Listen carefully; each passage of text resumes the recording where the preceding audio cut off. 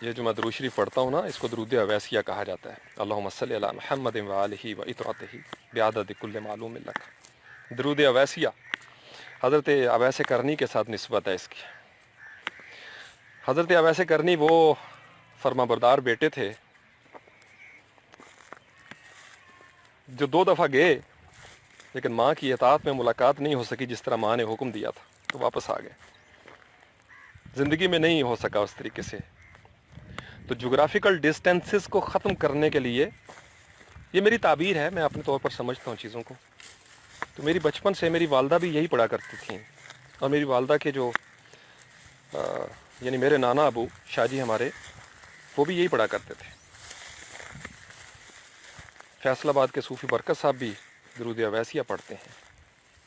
سوات شلوانڈی شریف میں بابا جی مسکین وہ بھی یہی پڑھتے ہیں۔ پڑھا کریں اس کو۔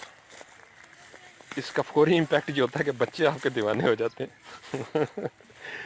یہ میتھولوجی کی بات کر رہا ہوں آپ کو، لیکن اٹ ہیپنس۔ درود شریف تو خیر صرف درود ابراہیمی کا یہ ہے، اس کے بارے میں فقہا یہ کہتے ہیں کہ اس کا ایک پروٹوکول ہے، وہ بڑا آفیشیل، اس کو نماز میں اور جنازے میں شامل کیا گیا ہے، تو وہ اس میں بڑے خانوادوں کا ذکر ہے، ابراہیم و آل ابراہیم، محمد و آل محمد صلی اللہ علیہ وسلم۔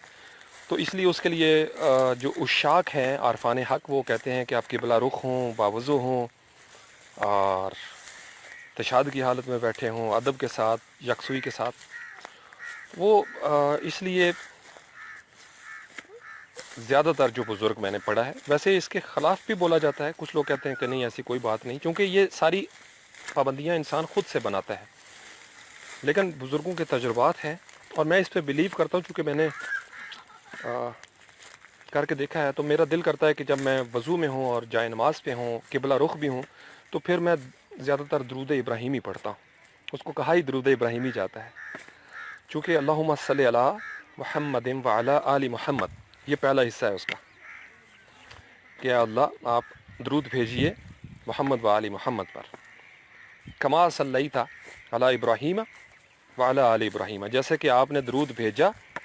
یہاں پہ کچھ لوگ کہتے ہیں جی کہ ہم ان پہ درود بھیجتے ہیں، ہم نہیں بھیجتے بھائی، ہم اللہ کو ریفر کرتے ہیں کہ جیسے آپ نے ابراہیم اور آل ابراہیم پہ درود بھیجا ہے، ویسے ہی آپ محمد و آل محمد پہ درود بھیجیے۔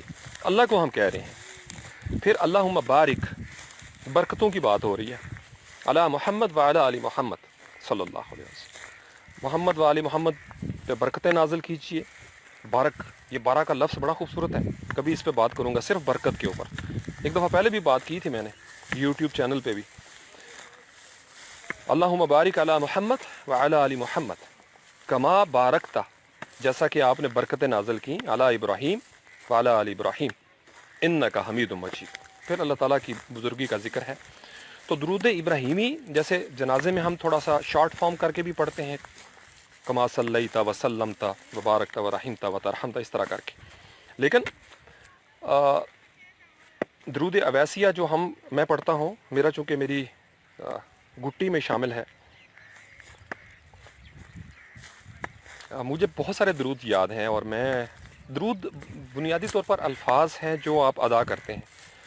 آپ پنجابی میں بھی پڑھ سکتے ہیں، میں تو پنجابی میں بھی درود پڑھ لیتا ہوں، اور اردو میں پڑھیں، انگلش میں پڑھیں۔ پڑھ ان دا نیم آف دائی لارڈ۔ درود دراصل ایک قسم کا آپ وش کرتے ہو، آپ سلوٹ مارتے ہو۔ جیسے کوئی مہمان آتا ہے تو ہم اس کو اٹھ کے ملتے ہیں، کوئی اسٹیٹ کا سربراہ آ جاتا ہے تو اس کو جناب گارڈ آف آنر دیا جاتا ہے، توپوں کی سلامی بھی دی جاتی ہے۔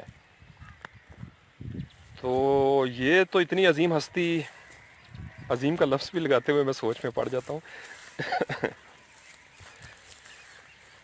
من ٹھارا کا صلی اللہ علیہ وسلم کے لیے کیا لفظ لگاؤں، ورفعنا لک ذکرک، ان کا ذکر اس اللہ نے بلند کر دیا ہے جو خود بہت بڑا ہے، جس کی کوئی مثل نہیں۔